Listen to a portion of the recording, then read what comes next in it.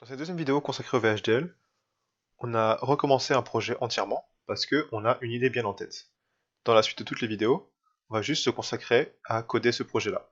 Et le projet, ça va être, si on nous donne deux nombres de 4 bits chacun, et si on donne un nombre, un entier, n'importe que ce soit 1, 2, 3 ou 4, ben on aimerait afficher, si la somme des quatre nombres est égale au nombre, à l'entier qu'on a choisi, et ben on aimerait afficher dans le terminal, oui, la somme est égale à ça, et sinon, non, la somme n'est pas égale à ça.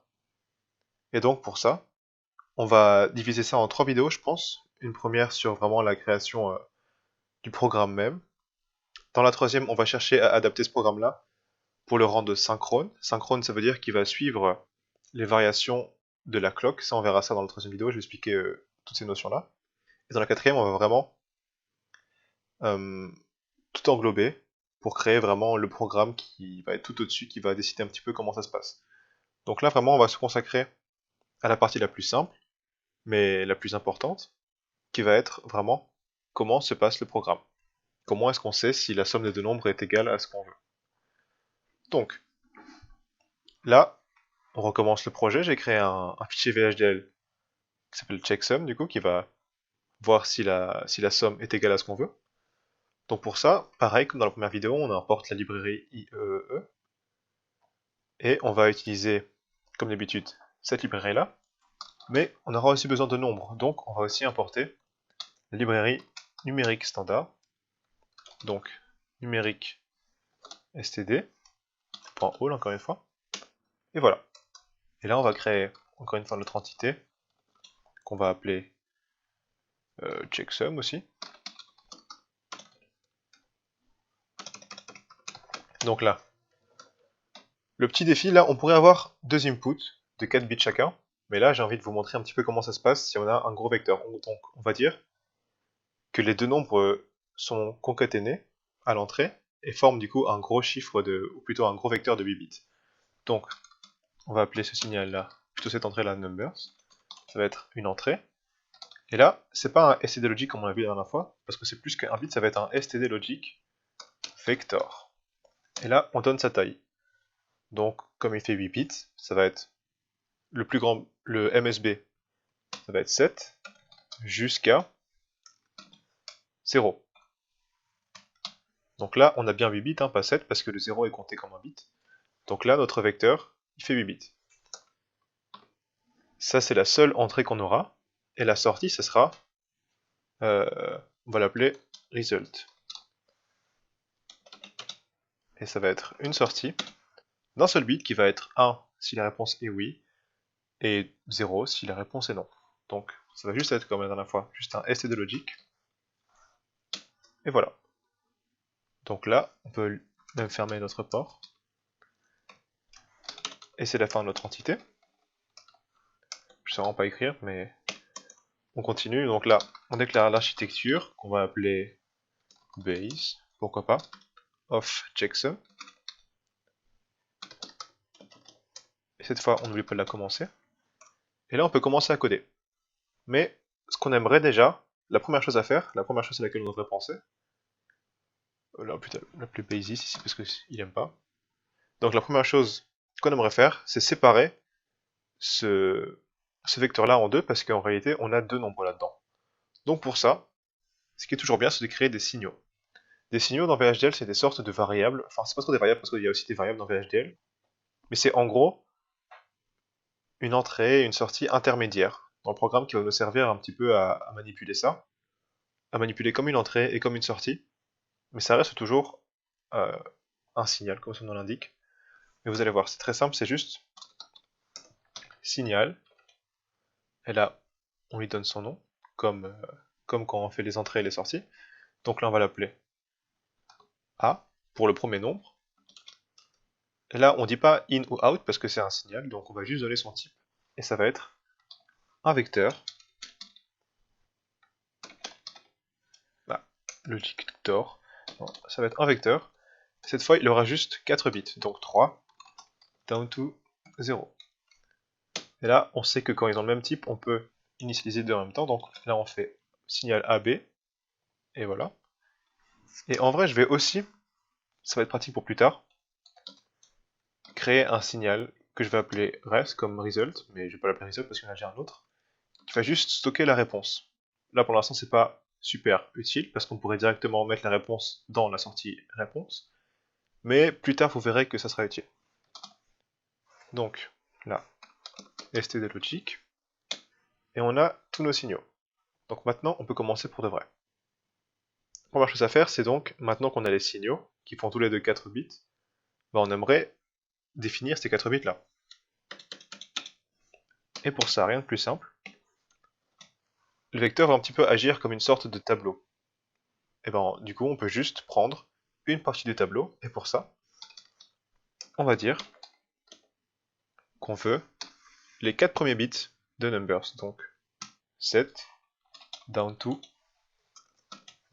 et là down to 4.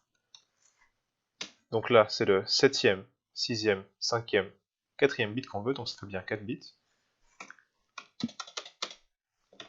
Et là, ça va juste être le reste. Non, plutôt 3, down to 0. Et là c'est bon, on a nos deux nombres.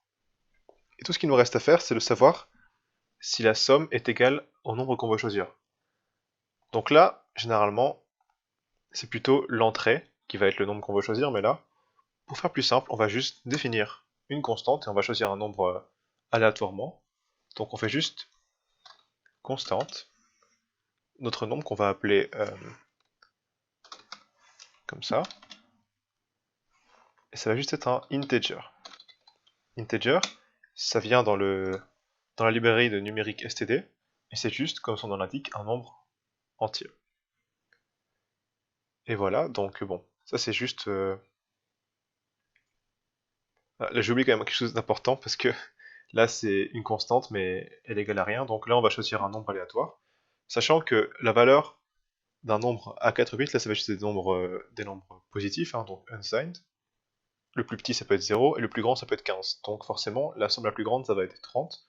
Donc ça n'a aucun sens de choisir un nombre qui est plus grand que 30 et plus petit que 0, donc on va choisir 14, pourquoi pas. Et donc, pour définir une constante, après son type, on fait juste deux points égales pour assigner une valeur, et là on met 14. Et c'est tout. Maintenant, ce qu'on veut, c'est renvoyer, plutôt mettre dans le signal res, 1 si a plus b est bien égal à 14, et 0 si a plus b n'est pas égal à 14. Donc pour ça, c'est très simple. Ce qu'on va faire, c'est simplement mettre dans sum. Et là, attention, parce que dans le langage de programmation, de façon assez générale, une égalité, par exemple a égale b, retourne un booléen, donc 1 ou 0. Là, on peut pas faire ça. Ça déjà, on aurait tendance à faire quelque chose comme ça. Dans les autres langages de programmation, on aurait tendance à faire ça. Mais ça marche pas du tout en VHDL. C'est pas du tout ça qui fonctionne, donc ce qu'il faut faire, c'est déjà... Bon, déjà, le premier problème, c'est que A et B, bah faire plus, je pense que ça marche pas, parce que déjà, c'est pas des nombres, c'est des vecteurs de bits. Et il y a un type différent, la sum, c'est un integer, A plus B, c'est un vecteur, donc déjà, il y a une conversion qui marche pas. Et deuxièmement, ça, c'est pas un std_logic, c'est un booléen, mais nous, ce qu'on veut, c'est un std_logic. Donc là, ce qu'on va faire déjà, c'est utiliser la formule when else. C'est-à-dire, on va dire que sum va être égal à 1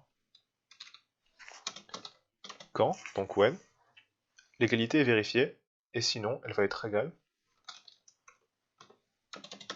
à 0. Ça sert à ça le when else. Donc en gros, sum va être égal à 1 quand when l'égalité qu'on va mettre ici va être vérifiée, et sinon, donc else, ça va être égal à 0. Donc là, il ne reste plus que voir si l'égalité est correcte. Donc pour ça, il faut convertir A et B en integer pour pouvoir faire une somme. Donc pour ça, ce qu'on va faire, c'est qu'on va déjà convertir notre vecteur en unsigned. Donc pour ça, on fait juste A, et ici, unsigned B. Mais là, on va manipuler les deux choses, donc on aimerait que ce soit des entiers, on va faire des sommes avec. Et là, il faut juste faire tout integer, donc pas des zéros, tout integer, entre parenthèses, ça, plus tout integer, et ici, entre parenthèses, ça. Et là, il ne reste plus qu'à vérifier que toute cette égalité, moi je préfère mettre des parenthèses pour que ce soit bien clair, donc que tout ça soit égal à notre constante ici, sum. Et là, c'est bon. Notre condition, c'est que sum soit égal à 1, ou non, pardon, c'est pas du tout ça, mais ici c'est res, que res soit égal à 1. Quand, du coup, l'entier que représente A plus l'entier que représente B est égal à sum. Ça, c'est égal à 1, et sinon, c'est égal à 0. Donc là, en soi, le programme est terminé, mais il ne faut pas oublier que là, c'est un signal, c'est pas notre sortie. Donc là, tout ce qu'on va faire, c'est juste lier le signal res à result. Et donc pour ça, on fait juste result qui est égal à res. Et là, on a fini notre architecture, et il ne reste plus qu'à tester notre code. Déjà, surtout avant, on va le compiler. Et là, aucune erreur. Et maintenant, il ne reste plus qu'à le compiler en mettant des nombres ici. Et pour ça, rien de mieux qu'un petit point do que je vais faire tout de suite. Donc voilà, j'ai écrit mon point do qui va juste faire la chose suivante, qui va juste compiler déjà checksum, puis qui va simuler checksum en unité de temps picoseconde, j'ai mis. Puis après addWave, dans la vidéo précédente, j'ai dit que je savais pas comment on faisait pour tout ajouter. Mais bon, finalement j'ai trouvé. Et c'est comme ça qu'on fait. -R pour région. Et ça pour dire qu'on ajoute tout. Donc là c'est pour ajouter vraiment tous les signaux de la région. Donc vraiment, si on aura plusieurs fichiers ici, on va tous les ajouter. Donc c'est pas forcément ce qu'on veut, mais là, comme j'ai juste un seul fichier, ça m'arrange. Donc je fais ça. Et là je vais forcer mon signal numbers à adopter plusieurs valeurs. Donc là, cette syntaxe-là pour dire 16 dièse, c'est juste pour dire que j'écris du coup en hexadécimal, vu que 8 bits en hexadécimal c'est juste 2 de nombres. Donc là déjà, j'ai choisi à 0 picosecondes, il va être à 0, 0, donc on voit bien que 0 plus 0, c'est pas du tout égal à 14, donc là ça devrait être égal à 0.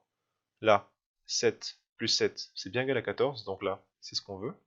Là, ça devrait être égal à 1. Là, A plus A, si je me souviens bien, enfin, c'est 10 en hexadécimal, donc 10 plus 10, ça fait 20, et différent de 14. Ici, E0, E, c'est 14, plus 0, donc là, c'est bon. Et là, C plus 2, C, c'est 12, plus 2, 14, donc c'est bien ce qu'on veut. Donc les résultats devraient être 0, 1, 0, 1, 1. Et là, on va juste lancer la simulation pendant 50 picosecondes, ce qui est suffisant parce que là, on a 0, 10, 20, 30, jusqu'à 40 picosecondes. Donc c'est bon. Là, on va lancer la simulation. Bon, j'avais déjà lancé avant pour vérifier si j'ai pas fait n'importe quoi, mais ça marche. Donc on va juste la lancer. Et là, on adapte. Et on a bien 0, 1, 0, 1, 1. Ici, on va voir plutôt clic droit, radix. Là, on a toutes les représentations qu'on veut déjà. Donc là, c'est en binaire. On peut mettre en octal, en décimal, unsigned pour les, les vecteurs qui n'ont pas de bits de signe, hexadécimal, et d'autres choses ici pour les caractères. Ici, je sais pas pourquoi c'est utilisé, mais bon. Là, ce qu'on veut, c'est l'hexadécimal. Donc là, on voit bien que c'est 0, 0, 7, 7, AA, E0, C2. Puis là, vu qu'on a mis ça en hexadécimal pour juste vérifier les valeurs, là, on veut voir si on a bien séparé les valeurs A et B. Donc là, on va les mettre en entier. Donc là, on va plutôt faire unsigned. Et ici, unsigned. Et donc, on voit bien que là, A est égal à 0, 7, 10, 14, 12, et B, 0, 7, 10, 0, 2. Donc là, on constate bien que ça, le résultat ici c'est 0, ici c'est bien 14, ici c'est 20, donc c'est pas bon, ici c'est 14, et c'est 14 ici aussi. Donc là, on voit bien que tout fonctionne. que notre checksum.vhd fonctionne, donc là, on est content. Dans la prochaine vidéo, on va un petit peu créer quelque chose de plus raffiné pour que ça soit synchrone, parce que généralement quand c'est synchrone, c'est mieux. On va voir ce que ça veut dire et mettre en place tout ça.